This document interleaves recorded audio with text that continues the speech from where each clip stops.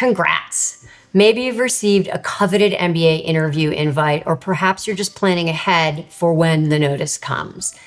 Either way, advanced prep is critical to ensure you put your best foot forward in the interview. I'll start this interview by saying what I used to say to my interviewees when I was on the MIT Sloan admissions committee. Interviews are inherently stressful events, but these are not meant to be stressful. They're not meant to trick you or try to stump you. Candidates sometimes have the feeling that interviewers are ogres looking for reasons to put your file in the ding pile. Nothing could be further from the truth. You've made the first cut, meaning the school has seen something they like about your application.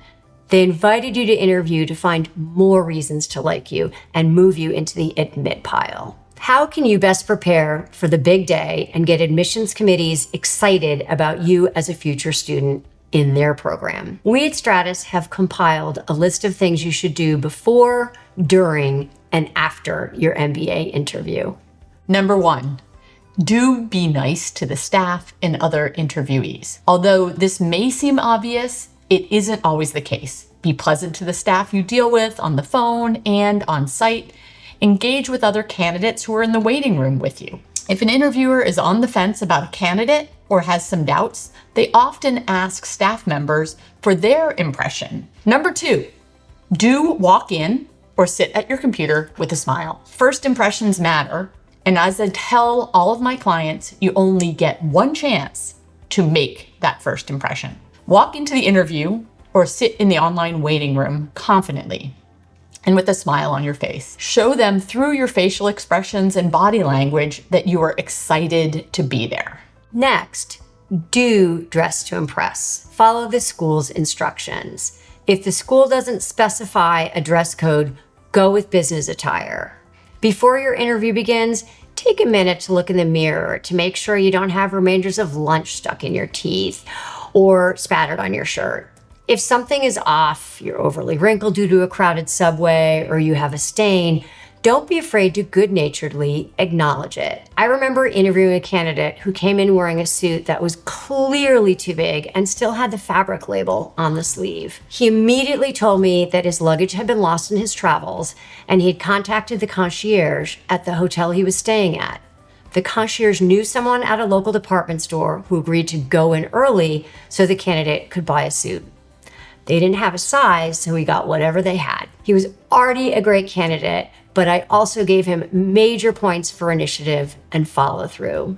Had he not mentioned that, I might have thought he was careless or that he really wasn't interested in the interview. Next, do know your resume. You will most certainly be asked to tell me about yourself or walk me through your resume. That's essentially the same question. Your response should be limited to 2 to 3 minutes, so focus on hitting the highlights, inflection points, and transitions. What did you learn in X job? Why did you change jobs or roles? Be sure to review your resume before each interview, and not just the big stuff like where you worked, but also the little stuff. I remember I once interviewed a candidate whose stated goal was to be an investment banker. Their resume said they were an active personal investor. When I asked them about their investment style, was it top-down, fundamentals, etc., I was met with a blank stare. I don't need to tell you what pile that candidate ended up in. Number 5, do know what type of interview it is. Know your audience.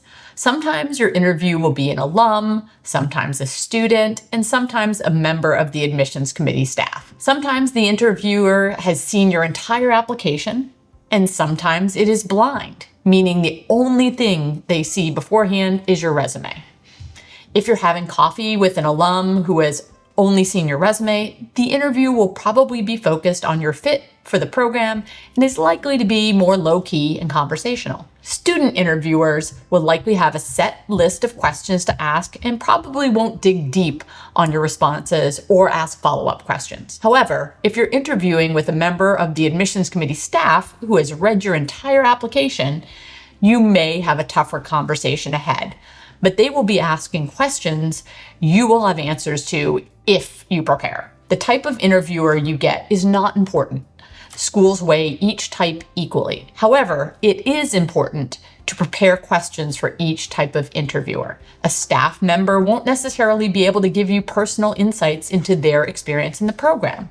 And an alum may not be able to give you details on a planned new course offering in finance. So know your audience.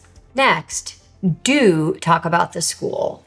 The best way you can show schools that you're interested in them is to be prepared. Do your research. Be specific on why the program is the perfect place for you and how you are the perfect fit for it. Each season I was at Sloan, I had one or two candidates tell me that attending MIT had been their dream since childhood, yet they couldn't cite any specific classes they were interested in taking beyond the core courses. That didn't go over well. Also, ensure you have its lingo down. Are they Tuck students or Tuckies? And know how to pronounce the name of the school. Susan has a great story on Fuqua. Yes, it's Fuqua, and you'd better not mess that up in an interview. Demonstrate that you love the school and know it would be a good fit for you. In our last interview, send a brief thank you note to your interviewer. A personalized thank you note is a final opportunity for you to reiterate your strong interest in the program. If you made a connection with your interviewer, mention it or discuss a class that you talked about and are excited to take. The note is not a place to broach new topics you forgot to mention in your interview or correct an answer that perhaps you did not answer as you would have liked. Keep your note short, 4 to 6 sentences max.